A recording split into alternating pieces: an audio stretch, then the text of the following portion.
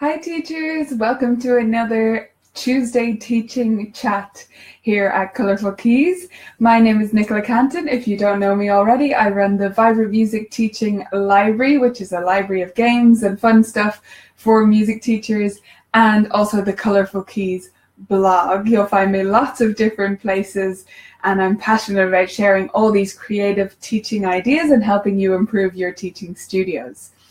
Today, I want to talk to you about retention strategies. And the reason I wanted to chat to you about this today is because we're in most parts of the world, we're coming up on a teaching break. So we're approaching one of those times when students might just think, or parents might just think, do we really want to stick with piano? Is this really worth it? And when they're weighing up all those different things they have in their week, they have tons of stuff on, we all know that. What is it that's going to stick in their mind from piano lessons that's going to make them say, no, that is a valuable thing, that's something we want to keep? Because if we're really honest, it's very likely that you're one of the most expensive activities in their week. You're also one of the most important, in my opinion, but if they don't see the value that you're providing, they might just choose this as an easy out over the teaching break. So you want to do some stuff in advance of that to make sure they stick around, to make them stay in your studio, because it's, well, number one, it's more satisfying for you if you get to teach the same students and see them progress, but also it's much more expensive and time costs a lot more time if you're going to go look for new students than if you just keep the ones you have for as long as possible. So I'm going to share 4 strategies with you. The first one is setting goals with your students. So this is about setting those goals in advance of the teaching break so that your students know where they're headed. If they know where they're headed, they're more likely to stick around to get there. But if they don't see where they're going, and they might not, because they can't see the journey of music studies like you and I can, right? They can't see where they're going. So if you don't take the time to set those goals, they might just think they're going nowhere and take this as an easy opportunity to quit lessons because they don't see that they're getting to the place that they want to go, that they're getting to that piece that they'd really love to play, or that book that they want to get to, or whatever it is they want to achieve, that exam they want to sit. Whatever it is they want to do, you need to show them that they're on the way there. And the easiest way to do this is to do some kind of goal setting exercise. It can be fairly structured or it can be fairly simple. It can just be a blank piece of paper, but include your student in that. Set the goals together in the lesson, and it will make a massive difference to how much they see where they're headed with their piano studies. So that's one strategy for keeping students in your studio.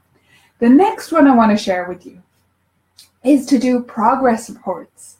And this is more about keeping the parents in your studio than the students, although it's important for them too. I do progress reports in my studio every 10 weeks, and I would encourage you to do them at least once a semester, at least twice a year.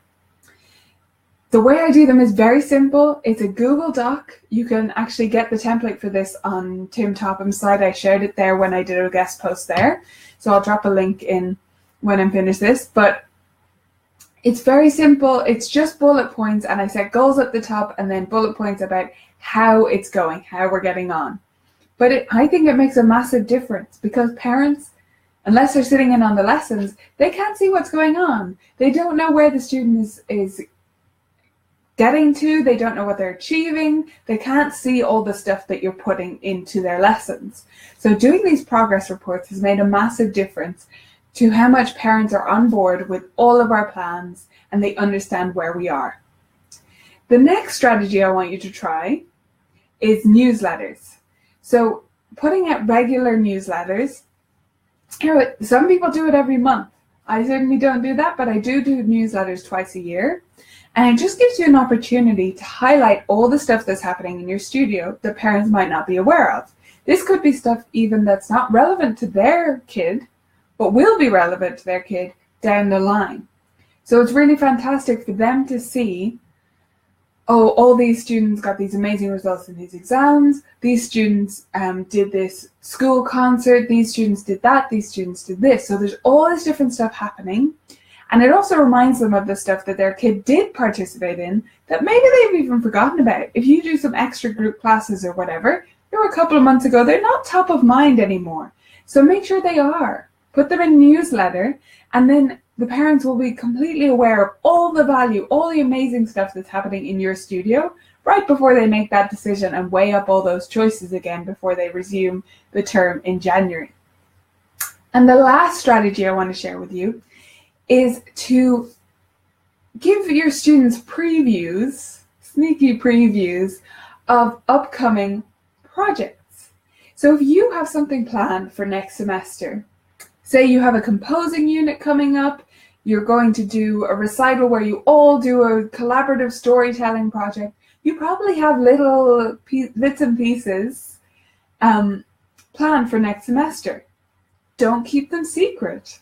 Yes, surprises are fun, but giving your students little tastes of what's coming up makes them excited to stick around. If they know what's going to happen next semester, if they know about that composing project and they love composing, they're way more likely to stay with you and come back in January.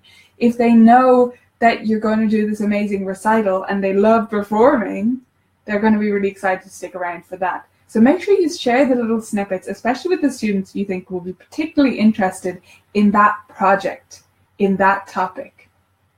So those are my 4 strategies for you, and I hope you'll consider at least one of them, at least give one of them a try. It might just make the difference between your students staying in your studio and fleeing after the Christmas break. So those 4 strategies again, we had goal setting. So include your students in this, do a goal setting exercise in your lessons before you break up for the teaching break. You might also do progress reports. This is about getting the parents on board, letting them know what their kiddo is achieving in piano and how amazing it is, because it is amazing. Then we have a newsletter. If you want to put out a newsletter, this can be quite simple. Just put one together in Pages or in Microsoft Office. Doesn't have to be super fancy, but share a few fun photos if you have them and a little bit of info about all the stuff that's been happening this semester. And finally, share the upcoming projects. Get your students excited about them. Start hyping them up a little bit with the kids. Just in little bits and pieces, mentioning here or there that this is coming up or that's coming up, and getting them excited about everything that's going to happen next semester. Because at this time of the year, they might just be a little bit burned out, but they need to see that in the future it'll be exciting again, it's going to be fun again, and they will feel like returning after the teaching break. So I hope that helps you to keep your students sticking around and returning to you so that you don't have to go searching for new ones next time in 2018. That would be a nightmare. And I hope you've enjoyed this teaching chat. Before you go, make sure to subscribe, either right here, subscribe right here, and make sure you're subscribed to the Colourful Keys blog, because obviously I share tons more fun stuff than just these teaching chats over there, loads of tips and freebies and all this fun stuff. So make sure you're subscribed in both places. And I hope you enjoyed this little teaching chat and have a great Tuesday.